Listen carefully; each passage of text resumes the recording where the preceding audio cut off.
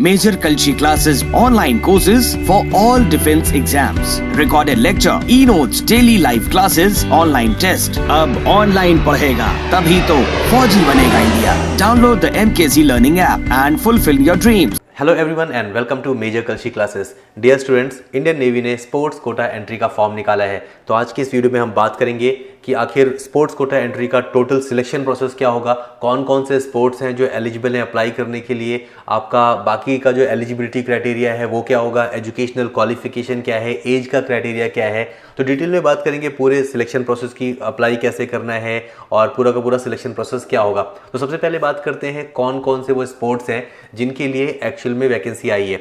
तो वो स्पोर्ट्स के नाम है athletics, aquatics, basketball, boxing, cricket, football, gymnastics, handball, kabaddi, volleyball, weight lifting, wrestling, squash, fencing, golf, tennis, kayaking and canoeing, rowing, shooting, sailing and wind surfing. तो ये अलग अलग जो स्पोर्ट्स हैं इनके लिए वैकेंसी है. तो अगर आपने इन स्पोर्ट्स को खेला है और अगर पार्टिसिपेट किया है आपने नेशनल लेवल, इंटरनेशनल लेवल और इवन यूनिवर्सिटी लेवल पे भी, तो भी आप अप्लाई करने के लिए एलिजिबल हैं. तो तीन अलग अलग रैंक्स या पोस्ट कह सकते हैं, ट्रेड्स कह सकते हैं, उनके लिए वैकेंसी है. पहले है डायरेक्ट एंट्री पेटी ऑफिसर और दूसरा है सीनियर सेकेंडरी रिक्रूट, तीसरा है एमआर. तो ये तीनों अलग अलग जो कैटेगरीज हैं, आप चाहे तो नेवी एमआर ट्रेड्स के लिए अप्लाई कर सकते हैं, चाहे तो आप नेवी एसएसआर ट्रेड्स के लिए अप्लाई कर सकते हैं. और अगर आप एलिजिबिलिटी क्राइटेरिया मीट कर रहे हैं तो आप डायरेक्टली पेटी ऑफिसर रैंक के लिए अप्लाई कर सकते हैं. तो आपके जो स्टार्टिंग के 2 रैंक्स होते हैं वो स्किप हो जाएंगे, आप डायरेक्टली एक हायर रैंक पे ज्वाइन करेंगे इंडियन नेवी को. तो इन तीनों एंट्रीज के लिए जो क्वालिफिकेशन है, जो एलिजिबिलिटी क्राइटेरिया है वो थोड़ा सा अलग है, उसको समझते हैं. तो अगर हम डायरेक्ट एंट्री पेटी ऑफिसर की बात करें तो आपने 12th क्लास पास कर लिया हो, आपका 12th किसी भी स्ट्रीम से हो, आर्ट्स, कॉमर्स या साइंस, लेकिन आपने 12th क्लास पास कर लिया हो. और स्पोर्ट्स की बात करें तो टीम गेम्स में आपने पार्टिसिपेट किया हो, national level, international level, state level या जूनियर लेवल पे भी, आपने यूनिवर्सिटी लेवल पे भी अगर पार्टिसिपेट किया हो तो सफिशिएंट है. लेकिन अगर हम इंडिविजुअल स्पोर्ट्स की बात करें जहाँ पे आप अकेले पार्टिसिपेट करते हैं विदाउट अ टीम, तो उन स्पोर्ट्स में अगर आपने इंटरनेशनल में पार्टिसिपेट भी किया है तो फाइन. बट अगर आप नेशनल की बात करें, नेशनल सीनियर लेवल पे, तो सीनियर लेवल पे आपने एटलीस्ट 6th पोजीशन प्राप्त की हो. और वहीं पे अगर हम नेशनल जूनियर लेवल की बात करें तो जूनियर लेवल पे आपने एटलीस्ट 3rd पोजीशन प्राप्त की हो, तभी आप एलिजिबल हैं. और ये जो 3rd पोजीशन वाली बात है ये यूनिवर्सिटी लेवल पे भी काउंट होती है कि आपने एटलीस्ट 3rd पोजीशन गेन की हो इंडिविजुअल स्पोर्ट में, तभी आप पेटी ऑफिसर के लिए अप्लाई कर सकते हैं. पेटी ऑफिसर के लिए अप्लाई करने के लिए जो एज है वो है 17 से 22 साल के बीच. तो एज क्राइटेरिया थोड़ा सा बड़ा है इसमें, बाकी जो दोनों ट्रेड्स हैं उससे अगर कंपेयर करें तो 17 से 22 साल एज है अप्लाई करने के लिए पेटी ऑफिसर ट्रेड पे. और ये जो 17 से 22 काउंट कर रहे हैं ये लोग 1 फरवरी 2021 जो तारीख है, 1 फरवरी 2021 जो बीत गया है अभी, उस तारीख को पकड़ के लोग 17 से 22 काउंट कर रहे हैं, बिकॉज एक्चुअल में आपका बैच फरवरी 2021 में ही शुरू होना था. ये जो फॉर्म है ये 1/2021 बैच के लिए है, मतलब आपका जो ज्वाइनिंग है वो वैसे तो फरवरी 2021 में होना चाहिए था, लेकिन अब फॉर्म थोड़ा लेट आया है तो थोड़ा प्रोसेस कंप्लीट होने में कम से कम 2-3 महीने का टाइम लगेगा. तो आपकी जो ज्वाइनिंग है वी आर एक्सपेक्टिंग कि शायद मई जून में हो, या फिर शायद जो अगली ज्वाइनिंग है अगस्त में जो होगी उसके साथ ये लोग करें. तो ज्वाइनिंग कब करेंगे वो क्लियर नहीं है, बट इसको इन्होंने 1/2021 बैच का नाम दिया है, जो नॉर्मली हर साल पास्ट में फरवरी के महीने में शुरू होता आया है. तो आपका जो जन्म है वो 1 फरवरी 1999 और 31 जनवरी 2004 के बीच में हुआ हो, तभी आप एलिजिबल हैं पेटी ऑफिसर रैंक पे अप्लाई करने के लिए. अगर हम दूसरी कैटेगरी बात करें सीनियर सेकेंडरी रिक्रूट की, तो वहाँ पे ऐसा है कि एजुकेशनल क्वालिफिकेशन तो सेम है, आपने 12th क्लास पास कर लिया हो और किसी भी स्ट्रीम से किया हो आपने, वो फ़र्क नहीं पड़ता. और वहीं अगर हम स्पोर्ट्स की बात करें तो स्पोर्ट्स चाहे वो टीम गेम हो चाहे वो इंडिविजुअल स्पोर्ट्स हो, आपने बस पार्टिसिपेट किया हो, नेशनल, स्टेट, यूनिवर्सिटी कुछ भी चलेगा, तो बस आपने पार्टिसिपेट कर रखा हो तो आप एसएसआर ट्रेड के लिए अप्लाई कर सकते हैं. अगर आप 12वीं पास हैं, एज 1 साल कम हो गई, 17 से 21 साल अप्लाई करने के लिए इसमें क्राइटेरिया है, तो आपका जन्म जो है वो 1 फरवरी 2000 और 31 जनवरी 2004 के बीच में हुआ हो. वहीं अगर हम मैट्रिक रिक्रूट की बात करें तो मैट्रिक रिक्रूट में 10वीं पास बच्चे अप्लाई कर सकते हैं. तो अगर आपने अभी 12वीं नहीं की है, 11वीं 12वीं आप नहीं पढ़े हैं और आप लेकिन स्पोर्ट्स खेले हैं पास्ट में, आपने पार्टिसिपेट किया है नेशनल लेवल, इंटरनेशनल लेवल या फिर स्टेट लेवल या यूनिवर्सिटी लेवल, तो आप अगर 10वीं पास हैं तो आप नेवी एमआर ट्रेड के लिए अप्लाई कर सकते हैं। एज क्राइटेरिया सेम है एसएसआर जैसा ही, 17 से 21 साल। लेकिन जो एमआर का जो बैच शुरू होता है, हर साल जो ट्रेनिंग शुरू होती है वो नेवी एएसएसआर के विपरीत अप्रैल और अक्टूबर में शुरू होती है। आपको पता होगा कि नेवी एएसएसआर की जो ट्रेनिंग शुरू होती है हर साल आईएनएस चिल्का में, वो फरवरी और अगस्त के महीने में शुरू होती है। और वहीं नेवी एमआर की जो ट्रेनिंग है along with Indian coast guard domestic branch, वो शुरू होती है आपका अप्रैल और अक्टूबर के महीने में। तो इन्होंने जो एज क्राइटेरिया रखा है वो ऐसा है कि आपका जन्म 1 अप्रैल 2000 से लेके 31 मार्च 2004 के बीच हुआ हो, तभी आप एमआर ट्रेड्स के लिए अप्लाई कर सकते हैं स्पोर्ट्स कोटा एंट्री के थ्रू। अगर हम सिलेक्शन प्रोसेस की बात करें तो आपकी जो एप्लीकेशंस है वो शॉर्टलिस्ट की जाएंगी। शॉर्टलिस्टिंग का क्राइटेरिया होगा हायर स्पोर्ट्स, अगर आप हायर लेवल पे खेले हैं तो वो होगा आपका शॉर्टलिस्टिंग का क्राइटेरिया। अलग अलग स्पोर्ट्स में अलग अलग नंबर ऑफ वैकेंसीज हैं, तो अगर आप स्टेट या यूनिवर्सिटी लेवल भी खेले हैं तो इसमें घबराने की बात नहीं है, आप डेफिनेटली अप्लाई करिए। अप्लाई करने का कोई चार्ज तो है नहीं, बस आपको एक एप्लीकेशन भेजनी है। कैसे भेजना है आगे बताएंगे आपको। तो कहने का मतलब ये है कि आप ये मत सोचिए कि और बच्चे होंगे जिन्होंने नेशनल या इंटरनेशनल खेला है, हम तो भैया बस स्टेट लेवल या यूनिवर्सिटी लेवल के हैं, ऐसा मत सोचिए। आप बिल्कुल अप्लाई करिए, यू नेवर नो बाकी लोग जो अप्लाई कर रहे हैं कौन से स्पोर्ट के लिए अप्लाई कर रहे हैं, क्योंकि इसमें जो स्पोर्ट्स हैं काफ़ी कॉमन स्पोर्ट्स नहीं है। तो आप बिल्कुल अप्लाई करिए, you never know you may gate short listed. तो शॉर्ट लिस्टिंग होगी पहले एप्लीकेशंस की, और ये लोग आपको बुलाएंगे ट्रायल्स के लिए आईएनएस हामला में। आईएनएस हामला मुंबई में आपका ट्रायल होगा, तो आपका कोई रिटन एग्जाम नहीं होगा। जैसे आप नेवी एएसएसआर ट्रेड्स के लिए अप्लाई करते हैं, पहले आप रिटन एग्जाम क्वालिफाई करते हैं, फिर आप जाते हैं फिजिकल के लिए फेज 2 में। लेकिन यहाँ पे कोई आपका रिटन एग्जाम नहीं होगा, डायरेक्टली आपको आपका ट्रायल्स होंगे। ट्रायल्स आपके ही स्पोर्ट्स में होंगे, तो आप स्पोर्ट्स में वहाँ जाके अच्छा खेलेंगे, अच्छा प्रदर्शन करेंगे, तो आपका सिलेक्शन का अच्छा खासा चांस रहता है। अगर आप ट्रायल्स में अच्छा परफॉर्म करते हैं तो आपका मेडिकल होगा, और मेडिकल के बाद आपकी होगी रिक्रूटमेंट। अगर हम मेडिकल जो क्राइटेरियाज है उसका अगर हम मोटा मोटा बात करें तो हाइट क्राइटेरिया इसमें ऐसा है कि आपका 157 सेंटीमीटर आपकी हाइट होनी चाहिए। चेस्ट आपकी कितनी भी हो, लेकिन जब आप सांस इनहेल करते हैं तो आपकी जो चेस्ट है वो 5 सेंटीमीटर से फूलनी चाहिए।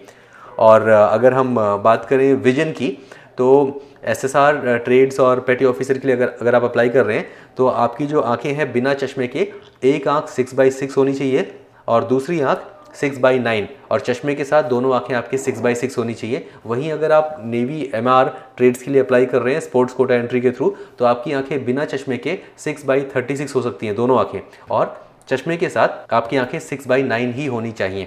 अगर एप्लीकेशन भेजने की बात करें तो एप्लीकेशन आपको ऑर्डिनरी पोस्ट से भेजनी है। तो अगर आप स्पीड पोस्ट या रजिस्टर्ड पोस्ट से भेजेंगे या कुरियर से भेजेंगे तो एप्लीकेशन आपकी रिजेक्ट हो जाएगी। तो आपको ऑर्डिनरी पोस्ट से भेजना है अपने एप्लीकेशन को, और शॉर्टलिस्टिंग के बाद आपको कॉल करेंगे लोग ट्रायल्स के लिए। तो जब आप अपनी एप्लीकेशन भेजेंगे, ऑफलाइन भेजना है आपको, कोई ऑनलाइन फॉर्म नहीं भरना है। ऑफलाइन आपको एनवेलप में डाल के अपना एप्लीकेशन भेजना है। एप्लीकेशन के साथ डॉक्यूमेंट्स कौन से भेजने हैं वो आगे हम बात करेंगे।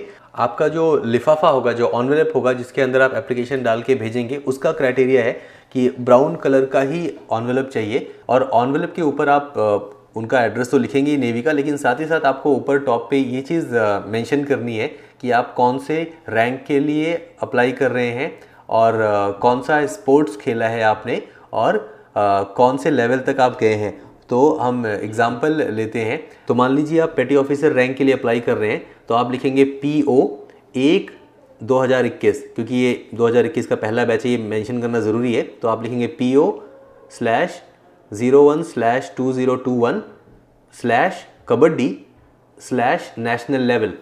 तो आपने स्पोर्ट्स भी मेंशन किया, कौन से लेवल पे खेले वो भी मेंशन किया, और आपने कौन से रैंक और कौन से बैच के लिए अप्लाई किया वो भी मेंशन कर दिया है। जिस एड्रेस पे आपको भेजना है आपका ये एप्लीकेशन, वो एड्रेस है the secretary Indian navy sports control board, 7th floor, Chanakya Bhavan, integrated headquarters, MOD navy, new Delhi 110021।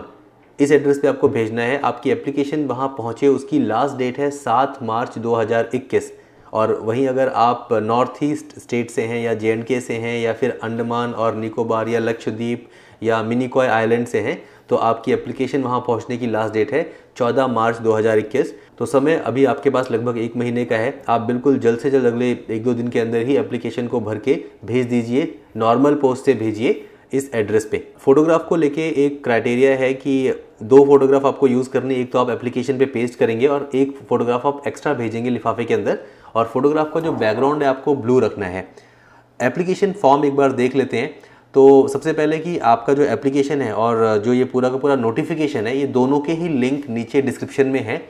आप दोनों लिंक पे क्लिक करके 1 बाय 1 PDF डाउनलोड कर सकते हैं नोटिफिकेशन की भी, और जो एप्लीकेशन फॉर्म है उसको भी आप डाउनलोड कर सकते हैं। जो एप्लीकेशन है उसको आपको A4 साइज़ के पेपर पे प्रिंट आउट लेना है, और प्रिंट आउट लेने के बाद आप उसको पेन से भरेंगे, और पेन से भरने के बाद वो एप्लीकेशन और जो डॉक्यूमेंट्स आगे बताएंगे आपको, आप सब एक लिफाफे में डाल के उसको आप पोस्ट कर देंगे। तो अगर हम एप्लीकेशन देखें तो सबसे ऊपर ये जो बॉक्स बना हुआ है, code number, validity, status, valid invalid application number, इसको आप छोड़ देंगे। ये for Indian navy office use only है, इसके चक्कर में मत पड़िएगा। आपका एप्लीकेशन शुरू होता है नेम से, तो सबसे पहले अपना नेम लिखेंगे।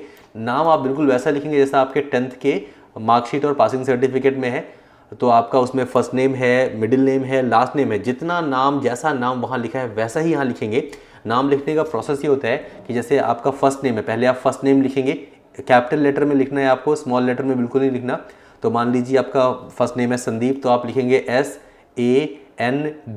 SANDEEP, तो एक लेटर एक बॉक्स में, और कैपिटल लेटर में आप लिखते चले जाएंगे। आपका फर्स्ट नेम खत्म हो गया, उसके बाद आप एक बॉक्स, एक जो ये डब्बा है ये खाली छोड़ देंगे, और फिर अपना जो आपका लास्ट नेम हो या फिर मिडिल नेम हो वो लिखेंगे। ठीक है, नीचे आपका फादर्स नेम है, अगेन फादर्स नेम वैसा ही लिखेंगे जैसा आपके 10th के डॉक्यूमेंट्स में है। फिर आपको आपका एड्रेस लिखना है, परमानेंट एड्रेस और करेस्पॉन्डेंस एड्रेस, 2 एड्रेस मांगे हैं इन्होंने। अगर आपका सेम है परमानेंट और करेस्पॉन्डेंस एड्रेस तो आप सेम एड्रेस 2 बार लिख देंगे। एड्रेस लिखते वक्त भी केयरफुल रहिए, सफाई से भरिए, और वही फॉर्मूला, वही फॉर्मेट अपनाइए कि पहले आपका जो हाउस नंबर है, फिर कौन सा मोहल्ला है, और तो आप जैसे एक वर्ड खत्म होगा तो एक स्पेस छोड़ देंगे, एक डब्बा जो एक बॉक्स है उसको छोड़ देंगे, और फिर आगे बढ़ेंगे। कॉमा वगैरह लगा सकते हैं आप, कॉमा लगाएंगे। अगर मान लीजिए कई एड्रेस में कॉमा होते हैं, कई 2-3 लाइन के एड्रेस होते हैं, तो कॉमा आप यूज़ कर सकते हैं। तो कॉमा को आप एक अलग बॉक्स में रखिए। डिस्ट्रिक्ट के लिए, स्टेट के लिए और पिन के लिए अलग इन्होंने बॉक्स बना रखे हैं। तो आप ऊपर जो एड्रेस भरेंगे वहाँ पे आप डिस्ट्रिक्ट का नाम मत डालिए, स्टेट का नाम मत डालिए, बिकॉज होगा क्या, आपको जगह कम पड़ जाएगी, क्योंकि नॉर्मली आप हाउस नंबर, मोहल्ले का नाम, गली का नाम लिखेंगे तो कम पड़ जाएगी। तो ज़िले का नाम मत लिखिए, ज़िले के नाम के लिए अलग से ये सेक्शन है, स्टेट के लिए अलग से सेक्शन है, पिन के लिए अलग से सेक्शन है। अपना मोबाइल नंबर डालेंगे यहाँ पे आप, और अपना ईमेल एड्रेस भी डालेंगे आप यहाँ पे। ठीक है, तो ये आप एड्रेस लिखेंगे। उसके बाद आती है बारी आपके एजुकेशनल क्वालिफिकेशन की। तो हायर एजुकेशनल पर्टिकुलर्स, तो हायर एजुकेशनल पर्टिकुलर का मतलब हो गया 12th क्लास। तो जो बच्चे डायरेक्ट एंट्री पेटी ऑफिसर या फिर SSR के लिए अप्लाई कर रहे हैं वो लोग यहाँ 12th क्लास का डिटेल भरेंगे। जो लोग नेवी MR के लिए अप्लाई कर रहे हैं वो लोग छोड़ देंगे पॉइंट नंबर 5 को, पॉइंट नंबर 6 भरेंगे, जो 10th क्लास का आपका जो रिकॉर्ड है वो डालेंगे यहाँ पे, ये वाला ऊपर वाला छोड़ देंगे। और जो लोग पेटी ऑफिसर या SSR के लिए अप्लाई कर रहे हैं वो 10th वाला छोड़ दीजिए, सीधा आप भरिए ऊपर वाला 5वां नंबर। तो पहले आपको डालना है ईयर ऑफ पासिंग। तो मान लीजिए 2020 में आपने 12th किया तो आप लिखेंगे 2020। ईयर हो गया। Authority conducting exam, CBSE board से पढ़े तो यहाँ लिखिए CBSE। State from which exam पास, तो अगर आप जिस राज्य से पास किए हैं, उत्तर प्रदेश, बिहार, वो डालेंगे यहाँ पे। सीरियल नंबर ऑफ सर्टिफिकेट, तो अगर आपके पास पासिंग सर्टिफिकेट अलग से है तो आप पासिंग सर्टिफिकेट का सीरियल नंबर डालेंगे, वरना नहीं है तो आप मार्कशीट का सीरियल नंबर डाल दीजिए यहाँ पे। टोटल मार्क्स आपको कितने मिले हैं 12वीं क्लास में, और आपका परसेंटेज कितना बना। तो actually marks obtain, total marks दोनों यहाँ लिखना है आपको। तो मार्क्स ऑब्टेन आपके मान लीजिए 400 हैं, 400/500 वो लिखेंगे यहाँ पे, और परसेंटेज कितना बना वो यहाँ लिख देंगे पेन से। और सेम चीज़ 10th में भी है, तो अकॉर्डिंगली आप इसको भर लेंगे। नेशनैलिटी क्या है आपकी, इंडियन या नेपालीज आप जो भी है वो भरेंगे। अगर मान लीजिए आपका डेट ऑफ बर्थ है 1 दिसंबर 2002 तो आप डालेंगे 01/12/02, ऐसा आप डेट डालेंगे यहाँ पे। और उसके बाद आगे बढ़ेंगे। आपका मैरिटल स्टेटस अनमैरिड ही होना चाहिए, शादीशुदा लोग अप्लाई नहीं कर सकते हैं इसके लिए। Have you been discharge from arm forces before, yes no. अगर यस है तो आपका भैया सिलेक्शन होगा नहीं, आप आर्मी, एयरफोर्स, नेवी से पहले आप ना निकाले गए हो, आपने ना छोड़ा हो तभी अप्लाई कर सकते हैं आप। स्पोर्ट्स डिसिप्लिन, आपने कौन सा स्पोर्ट्स खेला है वो यहाँ खाली जगह पे लिखेंगे आप, कबड्डी या क्रिकेट जो भी आपका। लेवल ऑफ पार्टिसिपेशन क्या है, कौन से लेवल पे खेले हैं, नेशनल, स्टेट, वो टिक कर देंगे उसको यहाँ पे। आगे बढ़ेंगे। विजिबल आइडेंटिफिकेशन मार्क एटलीस्ट 2, तो आपके शरीर पे 2 कोई ऐसे निशान जो दिखते हो क्लियरली और कभी मिटने वाले नहीं है, परमानेंट है, जैसे कोई तिल होता है आपके चेहरे पे या हाथ वाथ पे कहीं तिल है जो बचपन से है, या कोई कट मार्क का निशान है, कोई बचपन में चोट लग गई थी जिसका निशान अब तक है और हमेशा रहेगा, या फिर कई लोगों को बर्थ मार्क होता है, जैसे जिसे हम हिंदी में लक्षण कहते हैं, तो आप कोई बर्थ मार्क है, लक्षण है, तो वो उसके बारे में लिख देंगे। तो आपकी आइडेंटिफिकेशन मार्क 2 लिखेंगे।